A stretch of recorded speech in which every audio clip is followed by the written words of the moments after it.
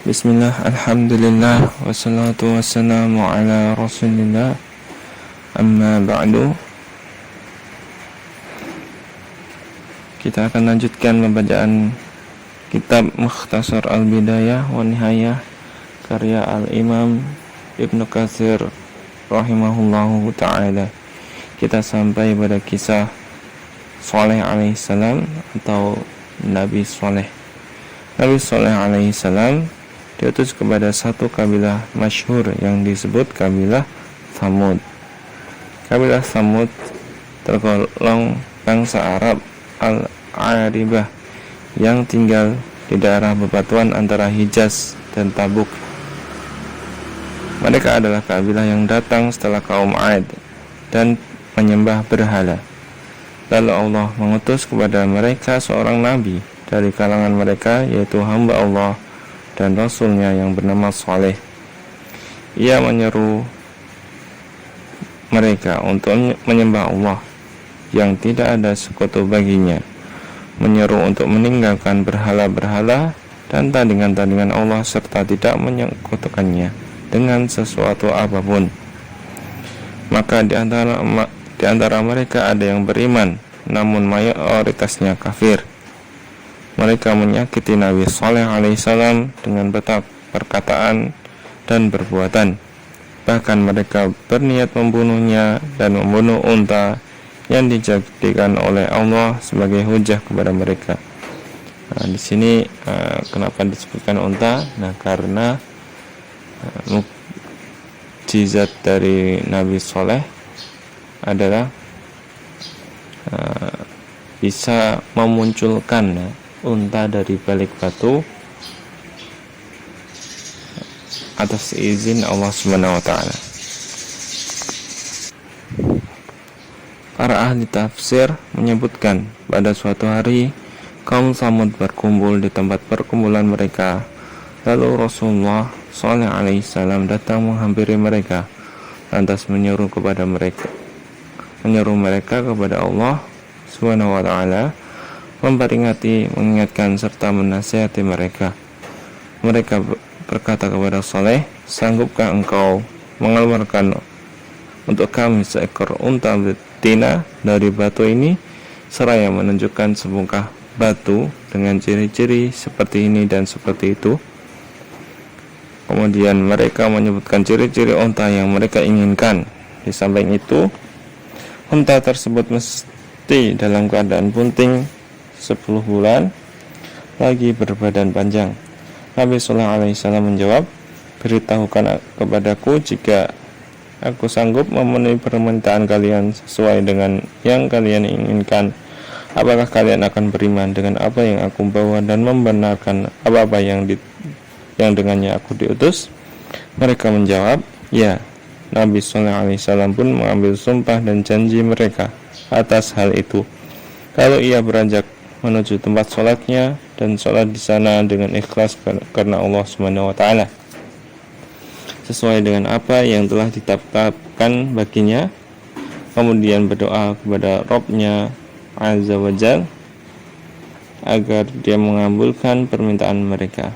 Maka Allah Azza wa Jalla memerintahkan batu besar tersebut untuk terbelah dan mengeluarkan seekor unta betina yang besar lagi bunting sesuai dengan permintaan mereka. Tatkala mereka melihatnya, mereka menyaksikan perkara yang agung, pemandangan yang mengagumkan, kemampuan yang luar biasa, bukti yang nyata dan penjelasan yang terang. Maka banyak dari mereka yang beriman, namun lebih banyak lagi yang tetap dalam kekafiran, kesesatan dan pembangkangannya. Mereka bersepakat membiarkan unta betina tersebut tinggal di tengah-tengah mereka, membiarkannya merumput di tanah manapun yang ia kehendaki dari lahan milik mereka, serta membiarkannya minum hari demi hari.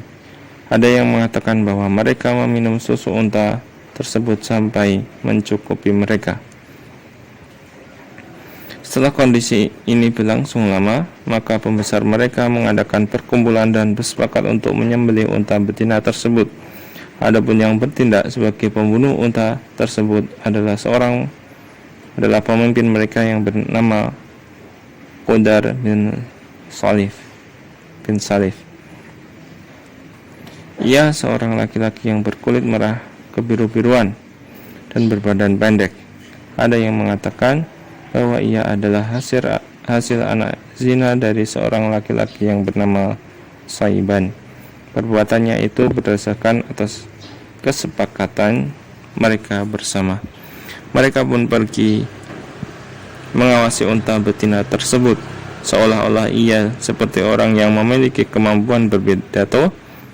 Lalu Qudar membidikkan anak panahnya hingga tepat mengenai tulang betis unta tersebut.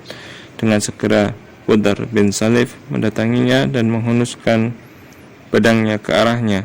Ia berhasil memutuskan urat ketingnya, urat di atas tumit, sehingga unta tersebut jatuh tersungkur di atas tanah.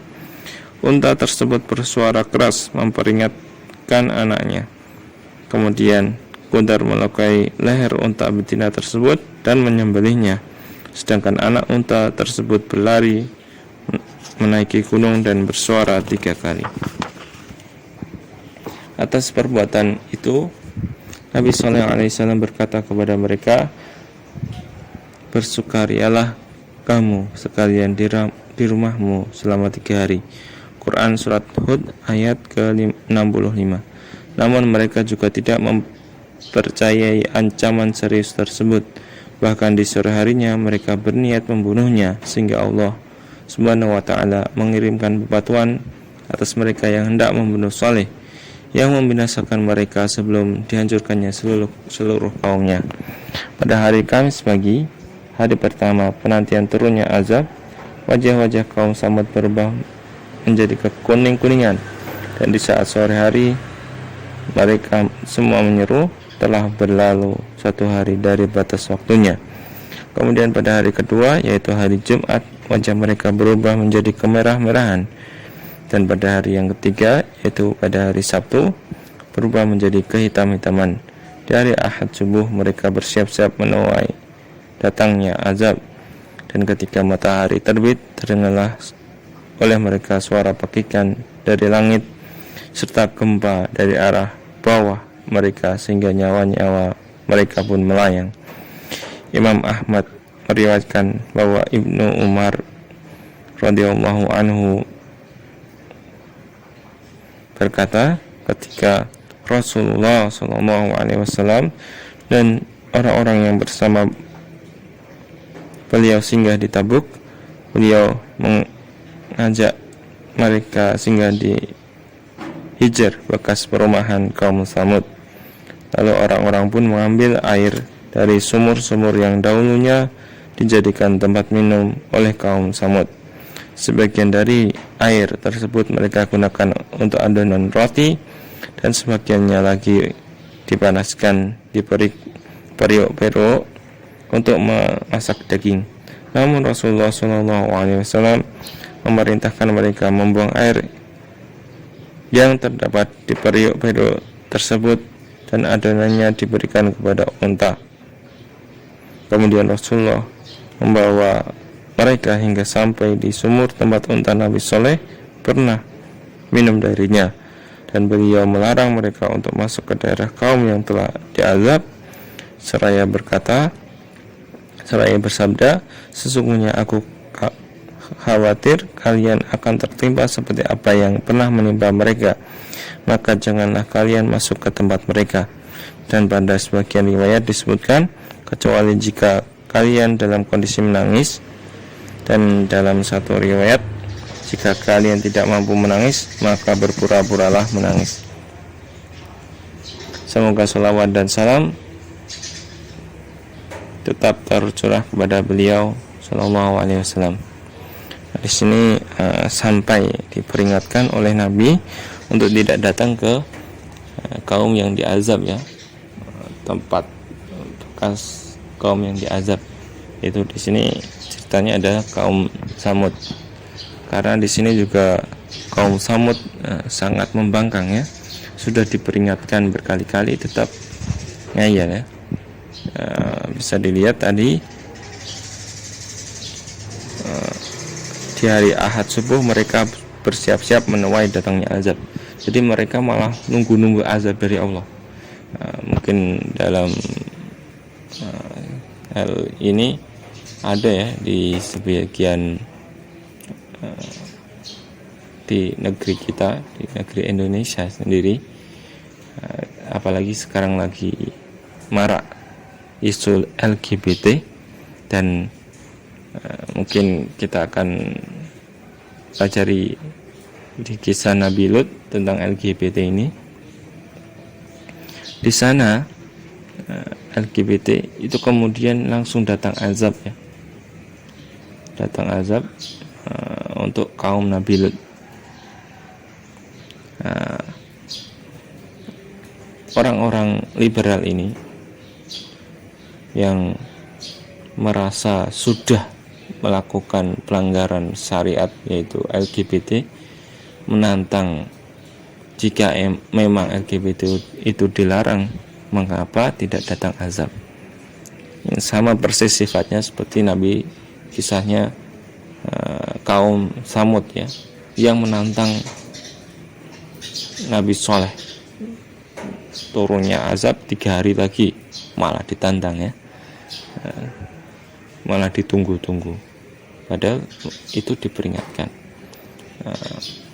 Ini menjadi pelajaran bahwa sesungguhnya kisah-kisah pembangkangan manusia akan terulang terus-menerus dari awal sampai akhir ya.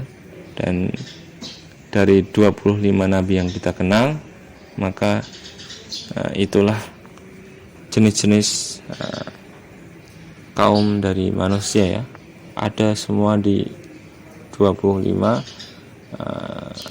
nabi ya. Ada kaum Nuh yang tidak ada satupun yang mendengarkan, terus ada ini kaum Nabi Saleh yang sudah diperingatkan malah menantang. Itu akan terulang sampai akhir zaman. Semoga kita tidak termasuk dari kaum-kaum yang membangkang kepada Nabi alaihi wassalatu wassalam. Demikian yang kita pelajari. Sallallahu ala nabiyina Muhammad wa ala alihi wa sahbihi wasallam.